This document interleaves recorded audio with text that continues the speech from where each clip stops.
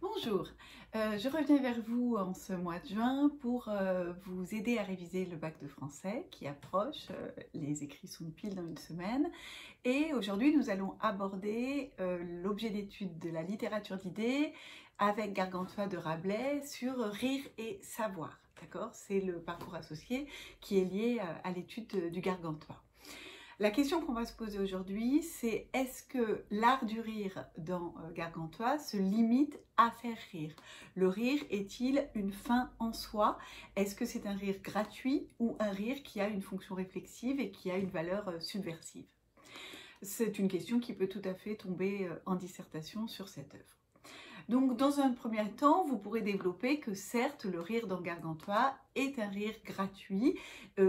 Rabelais cultive l'art du rire dans le but de divertir son lecteur. On le voit d'abord parce que c'est une histoire de géants, une histoire assez invraisemblable, fantaisiste. Cette famille de géants, Grangousier le papa, Gargamel la maman, le bébé absolument gigantesque qui boit le lait d'un nombre innombrable de vaches, dont le nom Gargantua vient de l'exclamation que son père a faite quand il est né. Que grand tu as, ce qui veut dire quelle grande bouche tu as. Et puis on voit que c'est un géant qui a des journées de géant qui font beaucoup plus que 24 heures. Il a passé 11 mois dans le ventre de sa mère. On a des hyperboles chiffrées qui vont sans arrêt nous dire la manière dont il s'habille, dont il se déplace. Donc tout ça est absolument gigantesque. On peut retrouver des procédés qu'on a aussi dans Le Voyage de Gulliver au XVIIIe siècle de Jonathan Smith ou dans Micromégas de Voltaire, et qui sont des procédés qui, le comique, est lié au gigantisme. Dans un deuxième temps, ce que vous allez pouvoir montrer dans l'art du rire, rire pour rire, c'est que Rabelais manie la paillardise, l'humour scatologique. Ça vous a peut-être choqué d'ailleurs à la première lecture de Gargantua. Il est question de l'indigestion que Gargamel a faite la veille de son accouchement, enfin le jour de son accouchement, parce qu'elle avait mangé trop de tripes et elle a tellement la diarrhée qu'elle ne peut pas accoucher par voie basse et que son fils naît par l'oreille gauche. Au chapitre 5, on a les propos des bienivres qui sont volontiers à connotation sexuelle ou scatologique, c'est-à-dire le corps bas, la trivialité du corps est mise en avant. Aussi dans le célèbre passage du torche-cul où Gargantua impressionne son père en inventant la meilleure manière de se torcher le cul. On va avoir également des métaphores sexuelles. Grangousier et Gargamel aiment beaucoup faire la bête à deux dos, se frotter le lard, tant et si bien que Gargamel devient grosse. Et puis on peut aussi être un peu surpris par l'obsession des nourrices de Gargantua pour la belle braguette juteuse du petit garçon. Donc ce sont autant de procédés qui sont typiques de la farce qu'on avait déjà au Moyen-Âge, par exemple dans la farce de Maître Patelin, et ce sont autant de procédés qui amusent le lecteur. Une autre source de comique aussi, c'est le burlesque, la parodie. C'est un roman qui parodie le genre du roman de chevalerie avec le héros médiéval, le chevalier sans peur et sans reproche qui est incarné par frère Jean des Automeurs qui va quand même réussir à zigouiller tout le monde pour sauver les vignes de l'abbaye de manière extrêmement spectaculaire. Et on a aussi des parodies des récits mythologiques avec cette naissance extraordinaire qu'on a évoquée tout à l'heure, mais aussi la manière dont Rabelais dit que si les dieux de l'Olympe sont si heureux, c'est parce qu'eux aussi ils connaissaient le secret de se torcher le cul avec un oison, ce qui est bien sûr dans une dimension parodique. Cette dimension, on la retrouvera dans les fables de La Fontaine au siècle suivant. Par exemple, on peut penser à celle qui parodie la guerre de Troie n'aura pas lieu, où on la retrouve aussi, cette parodie médiévale, dans le personnage de Gymnaste. C'est donc une écriture du rire que vient déployer Rabelais, avec des jeux de mots, avec des néologismes, une onomastie, c'est-à-dire un sens qui est donné au nom de famille. Je pense par exemple au capitaine Merdaille, qui est un des hommes de Picrocole, avec des néologismes comme torche-culatif, enfin, autant d'éléments de langage qui vont faire rire le lecteur. C'est donc le premier niveau de cette œuvre, c'est l'art du rire pour rire. Vous le savez, une dissertation se construit sur plusieurs parties, donc là vous allez passer à une deuxième partie qui sera l'antithèse, c'est-à-dire ou plutôt la nuance, c'est-à-dire certes nous rions pour rire, mais nous rions aussi pour réfléchir. Et ça peut donc être le deuxième temps, rire pour donner au lecteur matière à réfléchir, proposer une remise en cause de l'ordre établi, c'est-à-dire le rire subversif. D'accord?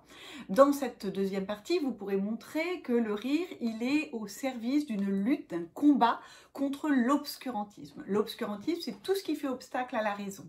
Donc on peut penser par exemple à la satire de l'Église que le rire va permettre, avec la caricature des moines qui sont volontiers alcooliques, qui sont volontiers paillards, qui préfèrent la quantité de prières ou de messes à la qualité et qui pensent surtout au vin de messe. On peut aussi voir la critique qui est très très forte des sophistes, ce que Rabelais appelait les sorbonnagues. C'est un néologisme qui veut dire à la fois sorbonnard, ceux qui ont étudié à la Sorbonne, et onagre qui voulait dire âne dans l'ancien français. Donc maître Tubal Holofernes, maître Jobelin Bridé, dont le nom veut dire celui qui dit des jobards, des mensonges, il représente vraiment la vieille éducation médiévale qui est fondée sur le bourrage de crâne, et il représente vraiment des objets de la satire. On se moque d'eux, on les caricature pour les critiquer.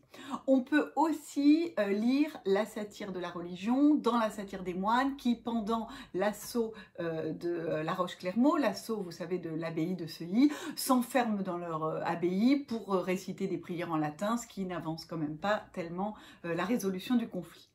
Cette satire, elle vise aussi la tyrannie, le despotisme. On le voit par exemple avec le personnage de Picrocole qui est complètement envahi par une folie des grandeurs et un désir de conquête. C'est un peu le double fictif de Charles Quint. Et on le voit, elle va venir, cette satire, être nourrie par la caricature de Picrocole. Donc le rire va s'allier ici à... le rire va s'allier à la réflexion et à la critique de la guerre et de son absurdité. Ce qui vous permettra de passer d'une bonne dissertation à une très bonne dissertation, c'est de proposer dans un troisième temps un dépassement, la fameuse troisième partie. Et là, vous pourrez montrer que justement l'alliance du rire et de la réflexion permet à Rabelais d'incarner ce qu'il appelle le gai savoir, la gai science. Vous vous rappelez peut-être que dans L'avis au lecteur, Rabelais nous disait que rire était le propre de l'homme. Il reprend cette formule chère à Aristote et elle devient sa devise. Il s'agit de rire de tout pour célébrer la vie. On retrouve cela aussi dans le prologue. Les conseils qui nous sont donnés de voir au-delà des silènes, qui sont des petites boîtes décorées de manière amusante, pour aller y chercher ce qu'il y a essentiel, la fameuse substantifique moelle, comme la métaphore, vous savez, du chien qui ronge son os pour y trouver son essence. Et bien là, c'est pareil. C'est-à-dire que ce récit, sous une enveloppe drôle, joyeuse, comique, burlesque, farcesque, eh bien, il va renfermer un message qui est très important, puisque ce sont les valeurs humanistes. Donc, on le voit, c'est la célébration d'une vie joyeuse, sans privation, comme on va pouvoir la vivre à Thélème, et comme Gargantua la vit une fois par mois lorsqu'il se repose pleinement. Il ne s'agit pas donc d'être toujours sérieux, mais d'apprendre tout en riant. Et ça va être mis à profit, vous pouvez le montrer dans un deuxième point de cette deuxième partie, pour diffuser l'humanisme, c'est-à-dire mettre l'homme au centre de la réflexion, mettre les valeurs qui sont l'éducation, la connaissance, l'esprit critique, le savoir, la raison au centre de l'œuvre, mais sans se priver du rire. Et on le voit aussi, ce sont des messages de paix, de diplomatie. Grangousier va tout faire pour éviter la guerre contre Picrocole, il va envoyer un ambassadeur, c'est Ulrich Gallet, et c'est seulement quand il est réduit à provoquer la guerre pour protéger les siens et pour protéger ses terres qu'il va la provoquer. Il se montre clément et magnanime, Gargantua aussi, à la fin de la guerre. Et puis, on le sait aussi, Rabelais prône une foi sincère, une foi qui revient au texte évangélique, qui revient au texte et non à la glose religieuse qu'il rejette. On peut prier sans intermédiaire, on peut célébrer dans la joie sa foi en Dieu. Et le dernier avantage que vous pourrez développer à la fin de votre copie, c'est de montrer que, en fait, en évitant la censure, en contournant par le rire les choses sérieuses, il permet aussi de faire passer davantage le message, ainsi qu'en le rendant plaisant, parce que finalement on aurait un essai sur la guerre, un essai sur l'éducation, peut-être que ce serait plus difficile d'accès, alors que là, le rire fait passer le message didactique que Rabelais veut nous transmettre. Enfin, on le sait, il y a un effet cathartique du rire.